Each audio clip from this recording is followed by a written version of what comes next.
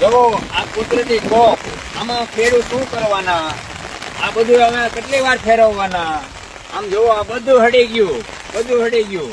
હવે આ ફેરવવાનું જ રહ્યું. વીઘે 8 થી 10 હજાર રૂપિયાનો ખર્ચો થાય છે સાહેબ. અને આ બધું કુદરતી કોપ છે અને આ વરસાદ ચાલુ છે. આમાં શું કરવાના બધા ખેડૂત? બધા કુદરતે આ બધી થપાટ મારી છે. કોળિયો હાથમાં આવેલો છીનવી લીધો છે.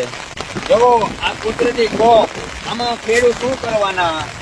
આ બધું હવે કેટલી વાર ફેરવવાના? આમ જોવો આ બધું હડી ગયું, બધું હડી ગયું. હવે આ ફેરવવાનું જ રહ્યું.